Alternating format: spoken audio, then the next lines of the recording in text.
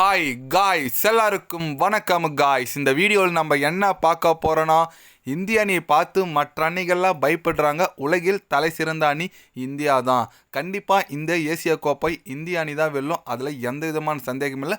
பாகிஸ்தான் அணியை ஈஸியாகவே இந்திய அணி வெற்றி பெறும் அப்படின்னு சொல்லிட்டு ஓப்பனாக பத்திரிக்கையாளர் சந்திப்பில் இந்திய அணி குறித்தும் ஏசியா கப் குறித்தும் ஓப்பனாக பேசியிருக்காருங்க. நம்ம சவுத் ஆஃப்ரிக்கா அணியில் முன்னாள் நட்சத்திர வீரர்னு சொல்லாங்க ஏபி டிவிலியர்ஸ். பெங்களூர் அணியோட நட்சத்திர வீரர்னு கூட சொல்லலாம். அவர் இந்திய அணி குறித்து என்ன சொன்னார், ஏது சொன்னார் சொல்லிட்டு வீடியோ டீட்டெயில்டாக பார்க்கலாம். அதுக்கு முன்னே நீங்கள் நம்ம சேனலுக்கு புதுசாக வந்திருந்தீங்கன்னா ஒரு சப்ஸ்கிரைப் மட்டும் பண்ணிட்டு வாங்க, வீடியோக்குள்ளே போகலாம்.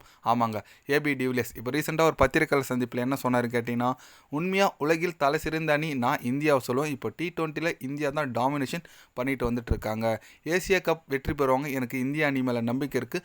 நாளைக்கு தொடங்க போகிற இந்தியா பாகிஸ்தான் மேட்ச் கூட இந்திய அணி ஈஸியாக வெற்றி பெறும். ஏன்னா அந்தளவுக்கு அவங்க டீம் ரொம்ப தரமாக இருக்குது. அது எக்ஸாம்பிளாக UAE அணி எதிராக அவங்களோட பெர்ஃபார்மன்ஸ் பார்த்துருப்பீங்க. ரொம்ப ஈஸியாக வின் பண்ணிட்டாங்க. எனக்கு ஹர்திக் பாண்டியா, சூரியகுமார் யாதவ், பும்ரா இது போன்ற பிளேயரும் எனக்கு ரொம்ப பிடிக்கும். அது சூரியகுமார் யாதவ் பேட்டிங் நான் ரசித்து பார்த்துருக்கேன். கண்டிப்பாக அவர்களுக்கு நான் வாழ்த்துக்கள் சொல்லிக்கிறேன். இந்த மாதிரி ஒரு தரமான டீம் கிடைக்கிறதுக்கு முக்கிய காரணம் IPL தான் நான் சொல்லுவேன். IPL மூலிமா தான் இந்திய அணிக்கு இந்தமாரி ஒரு நல்ல பிளேயரை ப்ரொடியூஸ் பண்ண முடியுது அப்படின்னு சொல்லிட்டு நம்ம ஏபி டிவிலியர்ஸ் பார்த்தீங்கன்னா தலைவன் செமையாக பேசியிருக்காப்புல. இந்திய அணி குறித்து ஓகே நல்லா தான் சொல்லியிருக்காரு. ஆனால் முக்கிய காரணம் IPL தான் சொன்னார் பாருங்கள். அதுக்கு 100 உண்மை. அதே போல் இந்தியா vs பாகிஸ்தான் போட்டியில் கூட இந்திய அணி தான் வெற்றி பெறும்னு சொல்லியிருக்காரு. ஆமாங்க, நாளைக்கு இந்தியா vs பாகிஸ்தான் போட்டி கண்டிப்பாக ஒரு நல்ல எதிர்பார்ப்பு இருக்குது அந்த போட்டி மேலே. ஏன்னா அந்த பகல்கம் தாக்குதலுக்கு அப்புறம் பாகிஸ்தான் கூட விளையாடக்கூடாதுன்னு அப்படி இப்படின்னு சொல்லிட்டு இருந்தாங்க இந்திய அணி. பட் அப்புறம் கிரிக்கெட்டாக பார்க்கணும்னு சொல்லிட்டு ICC ரூல்ஸை மதித்து இப்போ BCCI ஒத்துக்குனாங்க. இப்போ இந்தியா vs பாகிஸ்தான் நாளைக்கு மோத போகிறாங்க. கண்டிப்பாக இந்த போட்டி மேலே ரொம்ப எதிர்பார்ப்பு இருக்குங்க. ஏன்னா ஆல்ரெடி ஓமன் எதிராக பாகிஸ்தான் அணி முதல் வெற்றி பதிவு செஞ்சுட்டு இரண்டாவது போட்டி நம்மளுக்கும் இரண்டாவது போட்டி தான் மோத போகிறோம். அந்த மாதிரி இருக்கும்போது கண்டிப்பாக நாளைக்கு எந்த மாதிரி ஒரு தரமான சம்பவம் இந்திய அணி அவங்கள செய்கிறாங்கன்னு சொல்லிட்டு நம்ம பார்க்கணுங்க. ஏன்னா ரொம்ப முக்கியமான போட்டி. அதே போல் இந்திய அணி எந்த மாதிரி பிளேயிங் லெவல் போக போகிறாங்கன்னு சொல்லிட்டு பார்க்கணுங்க.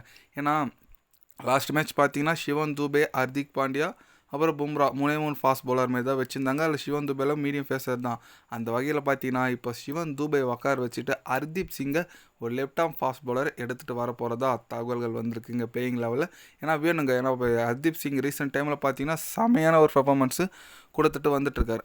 அவரை கண்டிப்பாக பாகிஸ்தான் எதிரான போட்டியில் எடுத்துகிட்டு வந்தால் நல்லாயிருக்கும். ஒரு பெரிய அட்வான்டேஜ் கொடுங்க. ஏன்னா வேர்ல்டு கப்பில் அவரோட பவுலிங் நீங்கள் பெர்ஃபார்மன்ஸ் பார்த்துருப்பீங்க, ரொம்ப தரமாக இருந்துச்சு. அதே போல் இந்த ஏசியா கப்லேயும் பண்ணுறாரு சொல்லிட்டு நம்ம வெயிட் பண்ணி பார்க்கணுங்க. நீங்கள் சொல்லுங்கள், நம்ம இந்திய அணி இந்த 2026 வேர்ல்டு கப் வரப்போகுது. அதுக்கு எந்த மாதிரி டீம் செட் பண்ணணும்? இப்போ ஏசியா கப்பு இந்திய அணி வெற்றி பெறுமா பராதா? உங்களோட கருத்துக்கள் என்னன்னு சொல்லிட்டு மறக்காமல் கமெண்டில் கொஞ்சம் சொல்லுங்கள். இது போன்ற தினசரி நியூஸை தெரிஞ்சுக்கணுன்னா சேனலை சப்ஸ்கிரைபர் லைக் ஒன்று பண்ணிக்கோங்க. கண்டிப்பாக day by day channel update வரும். மறக்காமல் சப்ஸ்கிரைப் மட்டும் கொஞ்சம் பண்ணி வச்சுக்கோங்க. நன்றி, வணக்கம்.